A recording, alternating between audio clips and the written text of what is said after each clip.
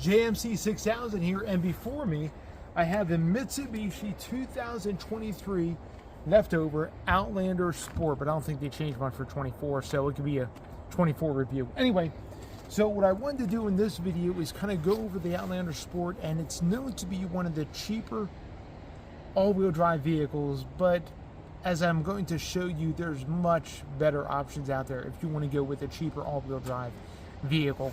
But before we begin, I have the sticker right here for the Outlander Sport. I had to print it off.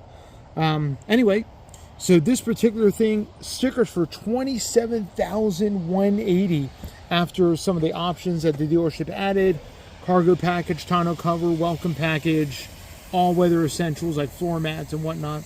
Some decent packages, but man, just a lot of lipstick on a pig, I would say. Maybe? I don't know. But this vehicle really confuses me. I'm going to get into that just a little bit, but let's go over the front. So we have LED high beams, LED headlights, high beams, low and high, LED fog lights right here, but an incandescent turn signal. We also have LED running lights that run right up to here, kind of like this, kind of like a hockey stick kind of a look on the LED running lights. And then on the side, we have 225/55 R18 tires running on these nice rims that I like. They actually really look pretty good. Really like the rims. This color is called Mercury Gray. Why it's called Mercury Gray, I have no idea, but it's Mercury Gray with a black interior. And then on the back, we have LED tail lights. So the running light's LED, the brake light's LED, the backup light is LED, but the turn signal again is incandescent. Backup camera here. There's only one button for the hatch, and you see the small hatch area, but you do have a spare, which is kind of nice. It actually looks like a pretty decent sized spare. It is. And look at this. Because of some of the packages that this thing comes with, you get the cargo package, which come with the cargo management system, the cargo mat that's reversible, which is this guy right here. You also get a cargo net and a seat back net. Yeah. That guy. We got the tonneau cover, rigid tonneau cover here. It's a waste of money. Welcome package. You get a touch-up pen, body color, floor mats, carpet. You see the floor mats here. This is the kind of the welcome package right there.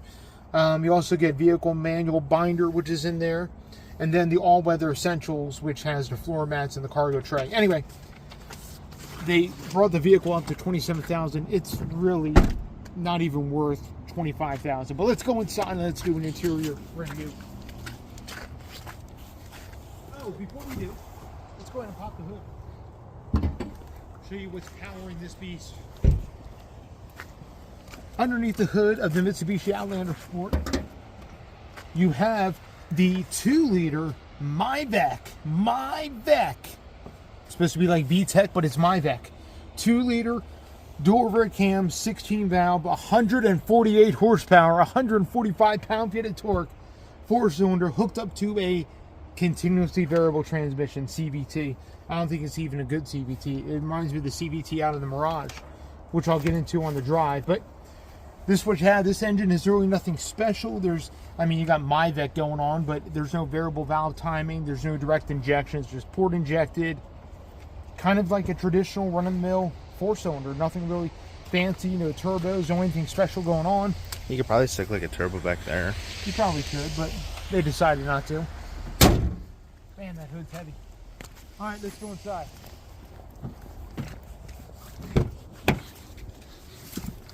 Oh, man. All right, we will get this thing started. Got a traditional key, as you can see, with an annoying buzzer. I'm going to put the window sticker in here. All right, so let's go over the interior review, my likes and dislikes that I have with the Mitsubishi Outlander Sport. Oh, that feels nice. Let's get that cranked up there. Maybe not too much. All right, so a couple things, and the reason why this vehicle confuses me is that it has certain options, but yet it lacks others And overall, the vehicle, it kind of doesn't, I mean, it's kind of the idea with Mitsubishi, but it kind of doesn't have an identity. It's kind of lost. It's like, it doesn't know what it wants to be. Does it want to be a small crossover? Does it want to be a jacked up kind of a Mitsubishi Mirage wagon? It doesn't have an identity, and I'm not quite sure why they call it the Mitsubishi Outlander Sport when it doesn't even feel like a traditional Outlander, which I reviewed if you want to look at my channel for that.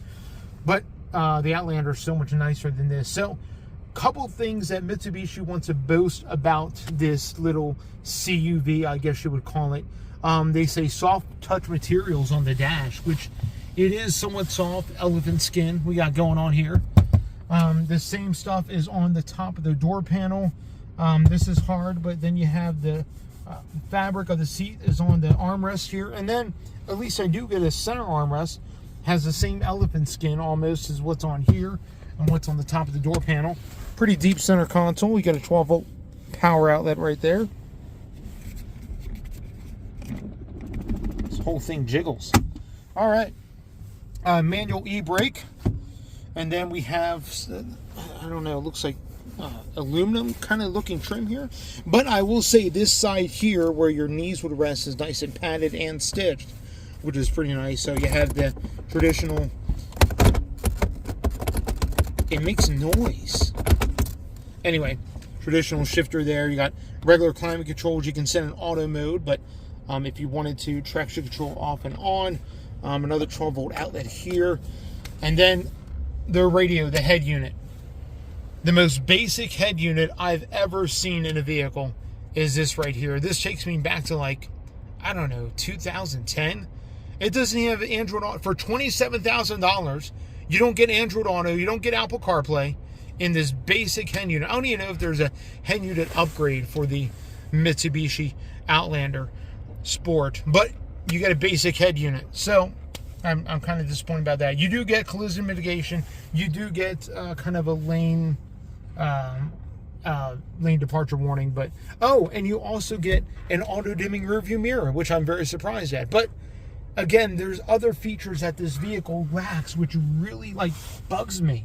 Like no adaptive cruise control, of course, but no Android Auto, no Apple CarPlay. It's just like, my seat for $27,000. My seat is totally manual adjustment, no power on the passenger or driver, but yet I have power door locks and power windows and power mirrors. It's just the way they package this thing. This is the ES, by the way, or the LE, the limited edition. We're gonna have to check. It's just very confusing, this vehicle. I don't understand. It is the ES. Okay, I don't know what ES stands for. Maybe doesn't have a lot of, I don't know. Anyway, let's go over my likes and dislikes. A couple things that I like, and they're very few, but there's a couple things that I like. Number one, it has this quirky Mitsubishi styling that can be. The back end looks a little weird, but the front end and the sides, I kind of like the way this thing looks. I do like that about it. Number two thing I like about it, at least it has soft touch materials for the price point. You got this little elephant skin soft touch dash. You got this nice, almost like carbon fiber trim plastic on the front here, the soft touch on the top, and you got padded armrest and padded center right here, which is nice. And then my final like for this vehicle has to be the climate controls really seem to work good, and they're nice and intuitive, very easy. Climate controls kind of take me back to old circular climate controls you would find in an older Chrysler vehicle or something like that. They're very old school. And this vehicle just screams old school, like it was designed 10 years ago and it hasn't been updated since, outside of a few things here and there. Now, let's go over my dislikes. Number one has to be the powertrain. The powertrain is absolutely abysmal. The 2-liter with the CVT, which I think they robbed the same CVT out of the Mirage and they strapped it to this 2-liter because it acts the same way. It's almost like almost like a 3-speed automatic at best. It's just horrible, absolutely horrible. And the engine hardly has any power to get out of its own way. And then yes, you can get this does have all-wheel drive. You can auto lock it, or you can put it in two-wheel drive to help save fuel, but it doesn't really do well on fuel. Gas mileage on this little tiny display is my second dislike. That's my average, and that was born on the highway. It's supposed to get, again, we can check in the Morona here. It's supposed to get 23 in the city, 29 on the highway, 26 combined, and I'm barely even getting the combined fuel mileage. Almost, a little bit better than the city. So, pretty disappointed in the fuel mileage. I know it's 32 degrees or 35 degrees outside.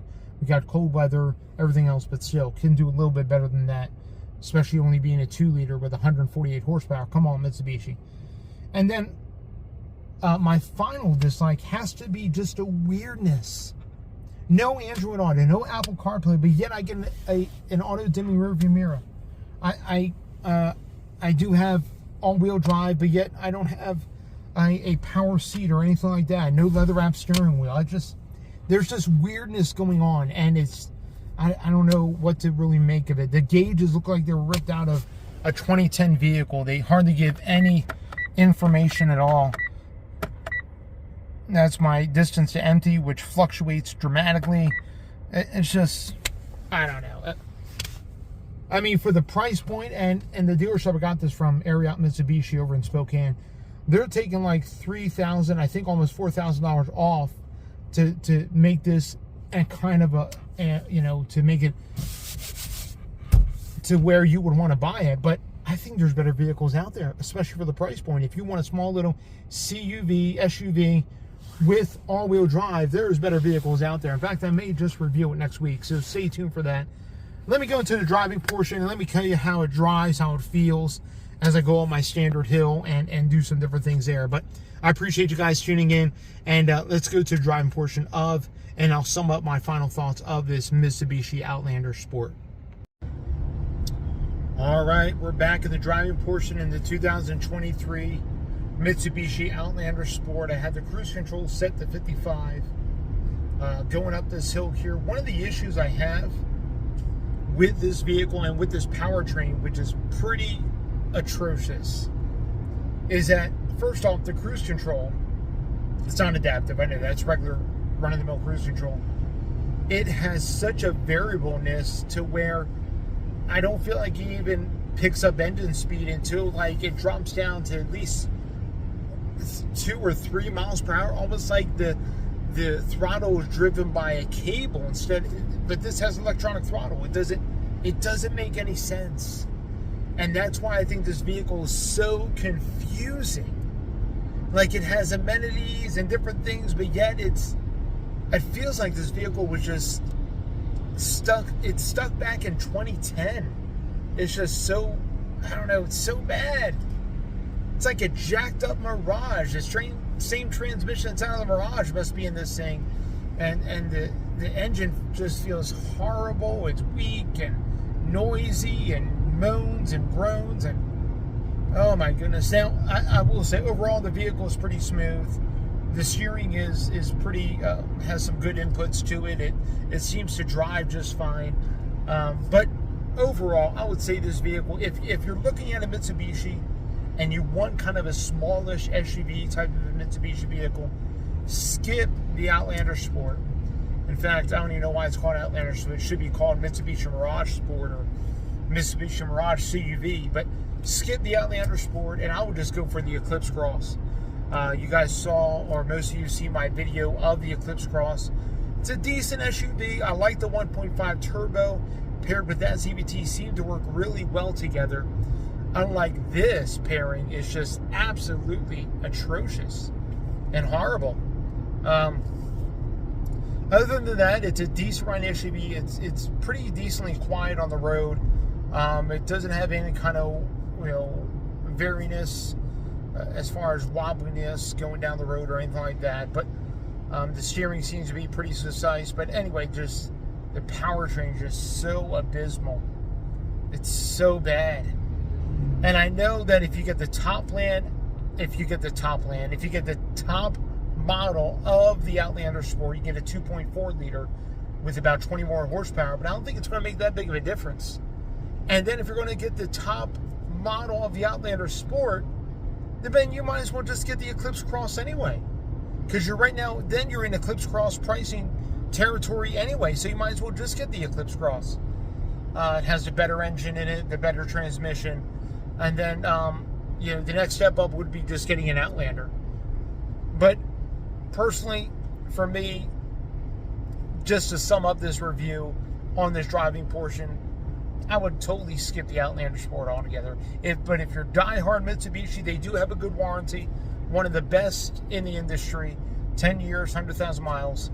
I would personally look at either other vehicles or just get the Eclipse Cross, or just skip it and get the Outlander.